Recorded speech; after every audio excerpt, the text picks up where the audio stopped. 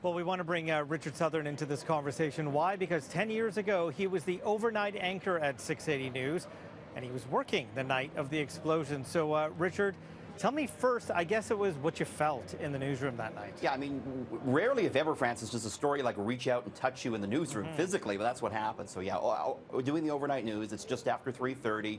I'm typing up my script. And our building here at Yonge and Bloor shakes. The windows were rattling. I looked to my coworker. That far away. I looked to my coworker. What was that?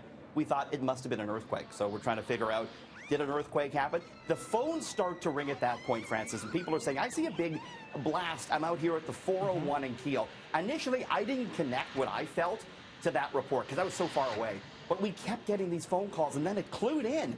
Oh, my goodness. What these people are reporting in the West End is what shook our newsroom here at Yonge and Bloor. And at that point, Francis, I knew it was big. I jumped in a car and I got out there.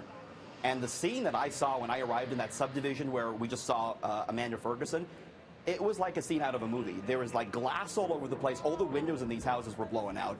There was big pieces of metal strewn about the street, which we now know were pieces of those propane canisters. And Francis, there were people in their pajamas walking around in a daze, and this neighborhood illuminated only by the flames of those explosions. It was quite something. I stood there for hours watching the firefighting effort.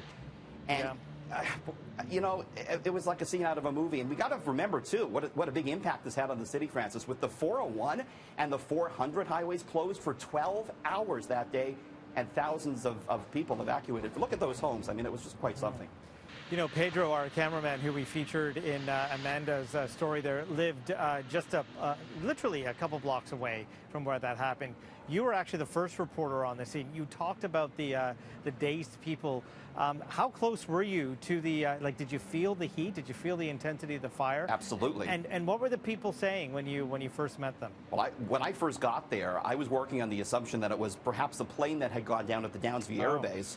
That was the only thing I had to go on. So I'm asking people, what happened? And they said, there is this sort of propane facility here, and it exploded. So it was that point that I realized what was going on. So I was very close to what we were looking at. And at one point, the firefighter came over to me, and I said, listen, I'm from 680. He goes, okay, you're staying here, but at your own risk. We don't know if this is a safe area. But as a young reporter, I wanted to stay there. Yep. And I was there for 3 hours. We got over to the command post, Francis, and that's when we found out, unfortunately, about Bob Leake, the firefighter who had passed away. Yeah. All right. Well, thank you for sharing your memories with us, Richard. Appreciate that. Thanks.